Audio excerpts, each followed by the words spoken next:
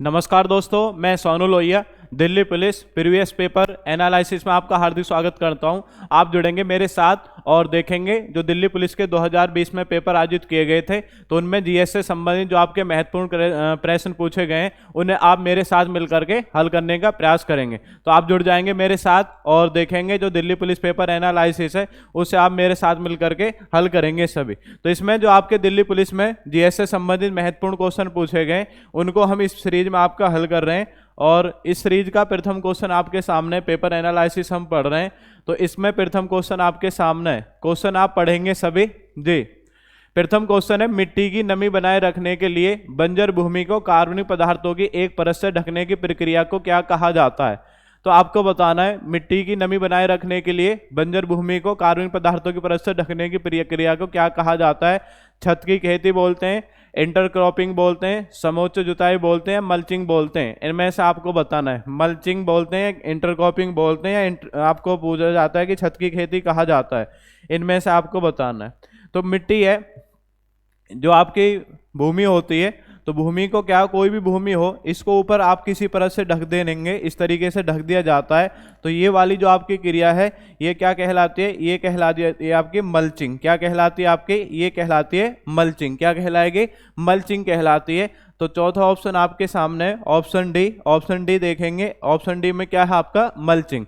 तो इस क्रिया को हम किस नाम से जानेंगे, मल्चिंग के नाम से जानेंगे। क्लियर हुआ, आगे बढ़ेंगे। नेक्स्ट क्वेश्चन देखेंगे जी। नेक्स्ट क्वेश्चन क्या है, नेक्स्ट क्वेश्चन दिवस से पूछा है, विश्व मौखिक स्वास्थ्य दिवस हर साल कब बनाया जाता है। चार ऑप्शन आपके सामने, 30 जुलाई, 18 जनवरी, 6 मई, 20 मार्च। इनमें से आप बताएंगे विश्व मौखिक स्वास्थ्य दिवस हर साल कब बनाते हैं। बताएंगे सभी, कमेंट करके बताएंगे। विश्व मौखिक स्वास्थ्य दिवस, यहाँ से क्वेश्चन पूछा है विश्व मौखिक स्वास्थ्य दिवस, तो ये कब बनाया जाता है, ये बनाया जाता है 20 मार्च को। कब बनाया जाता है, 20 मार्च को।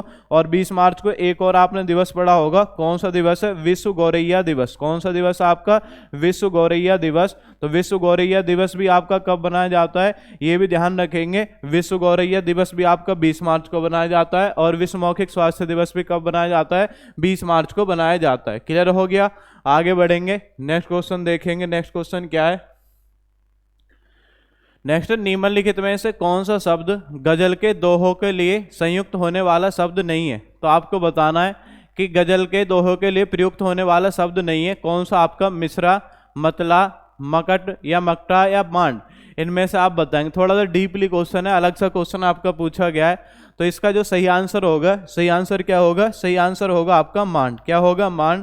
मांड क्या है, ये राजस्थान आपका लोकगीत है। क्या है, राजस्थानी लोकगीत है मांड। तो ये ध्यान रखना है। तो इसमें संबंधित कौन सा नहीं है, मांड नहीं है, क्योंकि मांड क्या है, राजस्थानी लोकगीत है मांड। तो इसमें कौन सा आपका संबंधित नहीं होगा, मांड। आगे बढ़ेंगे, नेक्स्ट क्वेश्चन देखते हैं। नेक्स्ट क्वेश्चन है, मैदानों के बारे में निम्नलिखित में से कौन सा कथन गलत है। आपको बताना है कौन सा कथन गलत है। आमतौर पर मैदान बहुत उपजाऊ होते हैं, सही है या गलत है। कुछ मैदान नदियों के निक्षेप से बनते हैं। मैदान समतल भूमि के बड़े भाग होते हैं। या सिंधु गंगा के मैदान भारत के सबसे विरल आबादी वाले क्षेत्र हैं। इनमें बिल्कुल आपको दिख रहा होगा कौन सा सही है, बताएंगे, और कौन सा गलत है बताएंगे सभी।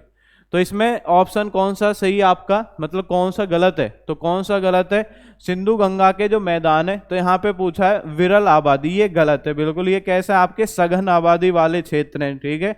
यहाँ पे बहुत ज्यादा आपको जनसंख्या मिलेगी, तो कैसी आबादी हो जाएगी, आबादी हो जाएगी आपकी सघन। कैसी आबादी हो जाएगी, सघन। आमतौर पर मैदान बहुत उपजाऊ होते हैं, सही है। कुछ मैदान नदियों के निक्षेप से बनते हैं, सही है ये भी। और मैदान समतल भूमि के बड़े भाग होते हैं, ये भी सही है। क्लियर हो गया।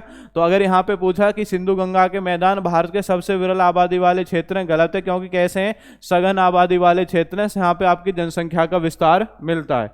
आगे बढ़ते हैं जी। नेक्स्ट क्वेश्चन है, भारतीय दंड संहिता के तहत आत्महत्या करने का प्रयास, आत्महत्या करने का प्रयास, इसमें आपको बताना है आत्महत्या करने का प्रयास एक अवधि के लिए साधारण कारावास से दंडनीय है, जिसे आपका बढ़ाया जा सकता है या जुर्माना या दोनों से दंडित किया जा सकता है। तो आपको बताना, अगर आत्महत्या का आप प्रयास कर रहे हैं तो उसके लिए कौन सी सजा का प्रावधान है। 3 साल, 6 माह, 3 माह या 1 साल, या जुर्माना या दोनों से दंडित किया जा सकता है। तो आपको बताना जो खाली स्थान है यहाँ पे आपका क्या आएगा। इसमें सही आंसर क्या होगा, इसमें सही आंसर होगा 1 वर्ष। क्या होगा इसमें सही आंसर, सही आंसर होगा आपका 1 वर्ष। क्लियर हो गया, आगे बढ़ेंगे। नेक्स्ट क्वेश्चन देखेंगे। नेक्स्ट क्वेश्चन है, निम्नलिखित में से कौन सा अधिनियम भारतीय अदालतों के अधिकार क्षेत्र से बाहर रहकर अपराधियों को भारत में कानून की प्रक्रिया से बचने के रोकने के उपायों का प्रावधान करता है? आपको बताना है इसमें से आपका कौन सा सही है, बताएंगे। काला धन या अघोषित विदेशी आय और संपत्ति और कर अधिरोपण अधिनियम 2015, भगोड़ा आर्थिक अपराध अधिनियम 2018, धन शोधन निवारण अधिनियम 2002, बेनामी संपत्ति लेन देन अधिनियम 1988। इनमें से आप बताएंगे कौन सा सही है, बताएंगे सभी कौन सा सही है। इसका सही आंसर क्या होगा? इसका सही आंसर होगा भगोड़ा आर्थिक अपराधी अधिनियम 2018। ये इसका आपका सही आंसर होगा, भगोड़ा आर्थिक अपराधी अधिनियम 2018। आगे बढ़ते हैं जी, नेक्स्ट क्वेश्चन देखेंगे। नेक्स्ट, दीघा निकाय प्रवचनों का संग्रह। तो आप बताएंगे जो दीघा निकाय है ये किस धर्म से संबंधित? सिख, जैन, बौद्ध, हिंदू। इनमें से आपको बताना है किस धर्म से संबंधित है दीघा निकाय। आप जब पढ़ते हैं त्रिपिटक, आपने पढ़े होंगे त्रिपिटक ग्रंथ पढ़े हैं, त्रिपिटक आपने सभी ने पढ़े हैं त्रिपिटक। तो त्रिपिटक आपने पढ़ते हैं, कौन कौन से त्रिपिटक हैं? एक तो आपने पढ़ा होगा जी कौन सा है? अभिधम पिटक है। कौन सा पिटक है? अभिधम पिटक। एक आपने कौन पढ़ा होगा? एक पढ़ा होगा विनय पिटक। एक पढ़ा आपने विनय पिटक। एक कौन पढ़ा है जी? एक आपने पढ़ा होगा सुत्त पिटक। एक आपने पढ़ा है कौन सा? सुत्त पिटक। तो इसी में से आपने पढ़ा है, ये सब आपने पढ़े हैं त्रिपिटक है। और त्रिपिटक ग्रंथ जो है ये कौन से धर्म से संबंधित है? ये बौद्ध धर्म से संबंधित है। कौन से धर्म से संबंधित है? बौद्ध धर्म। तो आप पढ़ते हैं सबसे बड़ा पिटक कौन है? सुत्त पिटक। और सबसे छोटा कौन है? सबसे छोटा आपका विनय पिटक। जो सुत्त पिटक है, सुत्त पिटक के जो आपके 5 भाग हैं, जैसे आप पढ़ते हैं कौन कौन से भाग हैं? एक आप पढ़ेंगे संयुक्त निकाय है। कौन सा निकाय? आपका संयुक्त निकाय है। एक कौन सा है? एक आपका मध्यम निकाय। कौन सा है जी? आपका मध्यम निकाय। एक आपका संयुक्त निकाय हो गया। एक कौन सा निकाय? मध्यम निकाय। एक कौन सा है जी? एक आप याद रखेंगे दीर्घ निकाय। कौन सा निकाय? आपका दीर्घ निकाय। एक आप याद रखेंगे संयुक्त निकाय हो गया, मध्यम निकाय, दीर्घ निकाय। एक याद रखेंगे कौन सा है? खुद्दक निकाय। कौन सा निकाय? आपका खुद्दक निकाय। क्लियर हो गया? संयुक्त निकाय, मध्यम निकाय, दीर्घ निकाय, खुद्दक निकाय। और एक इसमें आप याद रखेंगे ये जो दीघा दे रखा है, दीघा। और एक कौन सा है? एक और आपका लास्ट बचा है, एक आपका अंगुत्तर निकाय। तो ये 5 निकाय है। 5 निकाय किससे? सुत्त पिटक से। तो दीघा दे रखा है ये है आपका क्या है? दीर्घ निकाय। क्या है? दीर्घ निकाय। तो दीर्घ निकाय आपसे पूछा गया है, दीर्घ निकाय कौन से धर्म से संबंधित है? बौद्ध धर्म से संबंधित है। बौद्ध धर्म में भी किस पिटक का भाग है? सुत्त पिटक का भाग है आपका दीर्घ निकाय। क्लियर हो गया? आगे बढ़ेंगे तो कौन से धर्म से? आपका बौद्ध धर्म से संबंधित है। क्लियर हुआ? नेक्स्ट आगे क्वेश्चन देखते हैं। नेक्स्ट क्वेश्चन आपका क्या है? नेक्स्ट क्वेश्चन है, निम्न में से कौन सा पुरातात्विक स्थल गुजरात राज्य के बाहर स्थित है? आपको बताना है ऐसा कौन सा स्थल है जो गुजरात राज्य में स्थित नहीं है। धौलावीरा, राखीगढ़ी, रंगपुर, अमरपुरा। इनमें से आप बताएंगे। धौलावीरा, राखीगढ़ी, रंगपुर, अमरपुरा। बताएं, सभी कमेंट करके बताएं। नॉर्मल क्वेश्चन है, पढ़ रखा होगा। इसका सही आंसर क्या होगा? सही आंसर होगा राखीगढ़ी। राखीगढ़ी कौन से राज्य में स्थित है? राखीगढ़ी आपका हरियाणा में। कौन से राज्य में स्थित है? हरियाणा राज्य में स्थित है आपका राखीगढ़ी। और आप पढ़ते भी हैं, क्या पढ़ते हैं जी? सिंधु घाटी सभ्यता का सबसे बड़ा स्थल क्या है? सिंधु घाटी सभ्यता का सबसे बड़ा स्थल। सिंधु घाटी सभ्यता का सबसे बड़ा जो स्थल है वो कौन सा है? सिंधु घाटी सभ्यता का सबसे बड़ा स्थल। तो वो ध्यान रखेंगे, सबसे बड़ा स्थल अगर आपसे पूछा जा रहा है भारत में, क्या है? भारत में सिंधु घाटी सभ्यता का सबसे बड़ा स्थल कौन है? आपका राखीगढ़ी। और कहाँ पर? हरियाणा में। वैसे आप पढ़ते हैं सिंधु घाटी सभ्यता का सबसे बड़ा स्थल कौन सा है? मोहनजोदड़ो। मोहनजोदड़ो पाकिस्तान में आपका स्थित है। और अन्य जो स्थल हैं ये सब आपके गुजरात में स्थित है। धौलावीरा गुजरात में है, रंगपुर गुजरात में, अमरपुरा गुजरात में। आपने पढ़ा होगा विशाल स्टेडियम हमें कहाँ से प्राप्त हुआ है? क्या है? विशाल स्टेडियम। तो विशाल स्टेडियम अगर आपसे पूछा जा रहा है कि विशाल स्टेडियम हमें कहाँ से मिला है, विशाल स्टेडियम याद रखेंगे कहाँ से मिला है? धौलावीरा से। कहाँ से मिला विशाल स्टेडियम? धौलावीरा से हमें प्राप्त हुआ है। कहाँ से प्राप्त हुआ है? धौलावीरा से हमें प्राप्त हुआ है। क्लियर हुआ? आगे बढ़ेंगे जी, नेक्स्ट क्वेश्चन देखेंगे। तृतीय उपभोक्ता खाद्य श्रृंखला में, तृतीय उपभोक्ता खाद्य श्रृंखला में ट्रॉपिक स्तर बनाते हैं। तो आपको बताना है दूसरा, चौथा, तीसरा, पहले। तो आप बताएंगे कौन आपका ट्रॉपिक स्तर बनाते हैं। प्रथम यहाँ पे दे रखा है दूसरा, चौथा, तीसरा और पहले। तो इसमें आपका जो ट्रॉपिक आपका स्तर कौन बनाएंगे? ये बनाएंगे आपका चौथा ट्रॉपिक स्तर बनाते हैं। कौन सा बनाते हैं? चौथा ट्रॉपिक स्तर। जैसे ये क्या होते हैं? उत्पादक, उत्पादक होते हैं। उसके बाद में एक आप पढ़ते हैं जी उपभोक्ता। अब उपभोक्ता में भी आपने पढ़ा होगा जैसे शाकाहारी, मांसाहारी, सर्वाहारी ये होते हैं।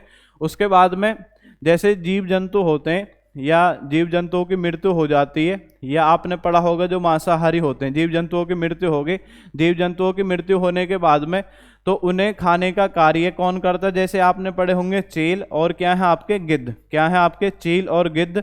ये आपके क्या कहलाएंगे? ये कहलाएंगे आपके चौथे स्तर वाले कहलाएंगे। तो इनको ध्यान रखना है। तो चौथा स्तर आपका ट्रॉफिक स्तर आपका बनाते हैं खाद्य श्रृंखला में। क्लियर हुआ? आगे बढ़ेंगे, नेक्स्ट क्वेश्चन देखेंगे। नेक्स्ट क्वेश्चन क्या है? त्रिपुरा का एक प्रमुख पर्व है जिसमें पालतू पशुओं और धन संपत्तियों के देवी देवताओं की पूजा की जाती है।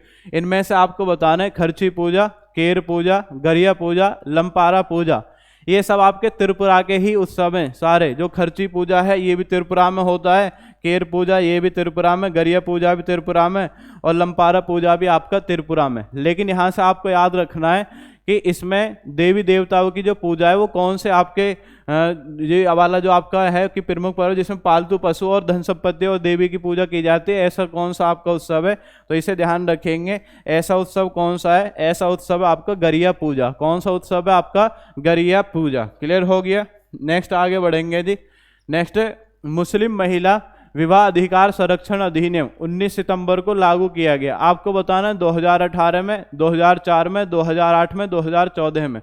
तो जो आपका 3 तलाक वाला केस था, जो 3 तलाक आप पढ़ते हैं, तो 3 तलाक वाला जो आपका था इसको आपका रद्द कर दिया गया, 3 तलाक को रद्द कर दिया गया। और उसके आधार पे ये मुस्लिम महिला विवाह अधिकार संरक्षण अधिनियम 19 सितंबर को लागू किया है। लेकिन आपको बताना है कि ये कब आपका लागू किया गया। तो इनमें आप बताएंगे इसका सही आंसर क्या होगा? सही आंसर होगा 2018। क्या होगा सही आंसर? सही आंसर होगा आपका 2018। क्लियर हुआ? आगे बढ़ते हैं जी, नेक्स्ट क्वेश्चन देखते हैं। नेक्स्ट है, कावेरी बेसिन भारतीय राज्य तमिलनाडु, कर्नाटक और किस राज्य में स्थित है? इनमें से आपको बताएंगे। कावेरी नदी की अगर बेसिकली आप बात करें, बेसिकली बात करेंगे कावेरी नदी की। कावेरी नदी यहाँ से निकलेगी। यहाँ से कहाँ से निकलेगी? ये निकलेगी आपकी कुर्ग कर्नाटक से। कहाँ से निकलेगी कावेरी नदी? कावेरी नदी निकलती है आपके कुर्ग कर्नाटक से निकलती है। कुर्ग कर्नाटक में भी कहाँ से निकलती है? ब्रह्मगिरी से। कहाँ से निकलती है? ब्रह्मगिरी आपका पर्वत है, यहाँ से आपकी नदी निकलेगी कावेरी नदी। यहाँ से निकल करके कर्नाटक और उसके बाद में इस तरीके से बहते हुए तमिलनाडु राज्य में बहते हुए और कहाँ पे गिर जाती है? इधर वाला जो क्षेत्र है ये क्या है? बंगाल की खाड़ी। कहाँ पे गिर जाएगी? बंगाल की खाड़ी में गिर जाएगी। कहाँ पे गिर जाएगी? बंगाल की खाड़ी में। तो आपको याद रखना है कावेरी नदी वास्तव में तो 2 राज्यों में आपकी बहती है। कितने राज्यों में बहती है आपके? 2 राज्यों में बहती है। 2 राज्यों में। 2 राज्य कौन कौन से हैं? एक तो आपका राज्य कौन सा है? कर्नाटक। एक तो कर्नाटक में बहती है। और एक कौन सा राज्य? एक आपका तमिलनाडु। कर्नाटक और दूसरा कौन सा राज्य है? दूसरा राज्य आपका तमिलनाडु। कर्नाटक और तमिलनाडु राज्य में बहती है। कहाँ पे गिर जाती है? बंगाल की खाड़ी में जाकर के आपके गिर जाती है। क्लियर हो गया? तो नदी का नाम क्या है? नदी का नाम आपका कावेरी। कौन सी नदी है? कावेरी नदी है। तो आपने पढ़ा होगा। तो इसका जो विस्तार है वास्तव में 2 राज्यों में, लेकिन यहाँ पे बेसिन अगर पूछा है क्योंकि इसी के नीचे बिल्कुल जस्ट आपका राज्य कौन सा आ जाता है? राज्य आ जाता है केरल। तो ऑप्शन के अनुसार जो आपका सही आंसर होगा, सही आंसर क्या होगा आपका? केरल। कौन सा आंसर होगा आपका? केरल। लेकिन बहेगी 2 राज्यों में, लेकिन इसका थोड़ा सा जो भूभाग है जहां पानी पहुंच जाता है तो वो राज्य आप याद रखेंगे केरल। तो इसलिए बेसिन में इसको मानते हैं। उसके बाद आपने पढ़ा होगा, क्वेश्चन आता है कि दक्षिण भारत की गंगा किसे कहा जाता है? दक्षिण भारत की गंगा। तो दक्षिण भारत की गंगा अगर आपसे पूछ रहा है तो दक्षिण भारत की गंगा याद रखेंगे कौन सी है? कावेरी नदी। और आपसे पूछा जाए दक्षिण भारत की ऐसी कौन सी नदी है जिसमें वर्ष भर आपका पानी बहता है? तो वर्ष भर पानी जो बहता है वो कौन सी नदी? कावेरी नदी। क्योंकि यहाँ पे 2 तरीके से इसे आपका जल मिल जाता है, एक बार दक्षिण पश्चिम मानसून से, एक बार लौटते हुए मानसून से। तो इसलिए यहाँ पे आपका वर्ष भर पानी रहता है। कावेरी नदी में आपसे पूछा जाता है कि इसकी जो सहायक नदी कौन कौन से? सहायक नदी याद रखेंगे अर्कावती है। कौन सी है आपकी? हेमावती है। कौन सी आपकी? हेमावती है। अमरावती है। तो याद रखेंगे ये सब किसकी सहायक नदी है? ये सहायक नदी आपकी कावेरी नदी की। और अगर आपसे पूछा जाए प्राचीन काल में कावेरी नदी को किस नाम से जाना जाता था? प्राचीन काल में भी आप याद रखेंगे इसे किस नाम से जाना जाता था? पेन्ना। इसे आप नोट कर लेंगे इस क्वेश्चन को। कावेरी नदी को प्राचीन काल में किस नाम से जानते थे? पेन्ना नाम से जानते थे। तो ये कावेरी नदी से आपसे संबंधित जो क्वेश्चन आते हैं। और एक और क्वेश्चन है, कावेरी जल विवाद किन दो राज्यों के मध्य है? कावेरी जल विवाद, तो ये भी याद रखेंगे। एक राज्य कर्नाटक है और दूसरा राज्य कौन है? तमिलनाडु। इन दोनों को पानी के बंटवारे को लेकर के ये आपका विवाद रहता है कर्नाटक और तमिलनाडु में। क्लियर हुआ? आगे बढ़ेंगे, नेक्स्ट क्वेश्चन देखेंगे।